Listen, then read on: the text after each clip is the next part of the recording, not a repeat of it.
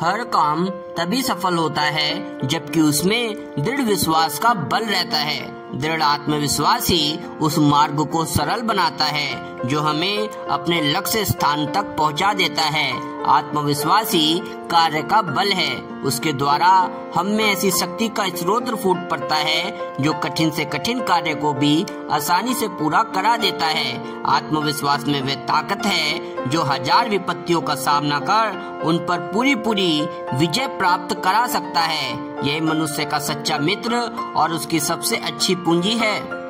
यह देखा गया है कि साधनहीन होने पर भी, रिसोर्सेज ना होने पर भी आत्मविश्वासी मनुष्यों ने दुनिया में गजब के काम किए हैं, जबकि बहुत से साधन संपन्न व्यक्ति विश्वासहीनता के कारण बुरी तरह से असफल हुए हैं। यदि हम में यह दृढ़ विश्वास है कि हम बड़े से बड़े कार्य को कर सकते हैं, दुनिया में उलटफेर कर सकते हैं, यदि हम में यह विश्वास है कि हम में एक महान दैवी तत्व मौजूद है, हम में पूर्णता भरी हुई है, अटूट शक्ति का भंडार हम में भरा हुआ है, तो हम निसंदेह दुनिया में बड़े से बड़े काम को कर सकते हैं। प्रतिकूलता हमारे साहस को बढ़ाने, धैर्य को मजबूत करने और सामर्थ्य को विकसित करने के लिए आती है।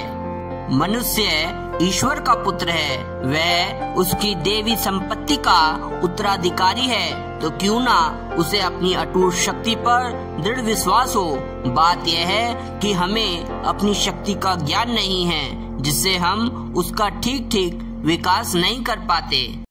हम दृढ़ प्रतिज्ञारत होकर कुछ करें, कुछ करके दिखाए, या फिर उदासीन होकर भाग्य और दूसरों की आशा लगाए जिंदगी के दिन यूं ही पूरे करते रहे, पराधीनता के रूप में जीवित मृत्यु की यातना भुगतते रहे। पुरुषार्थी मेहनत ही हमारी स्वतंत्रता और सभ्यता की रक्षा करने के लिए एक दृढ़ दुर्ग है जिसे कोई भी बेच नहीं सकता।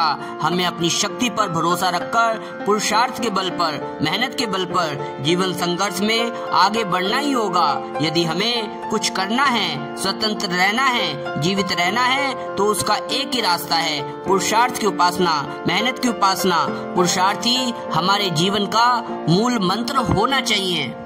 हमें अपने ही पैरों पर आगे बढ़ना होगा, अपने आप ही अपनी मंजिल का रास्ता खोजना होगा। अपने पुरुषार्थ से, अपनी मेहनत से ही अपने अधिकारों की रक्षा करनी होगी।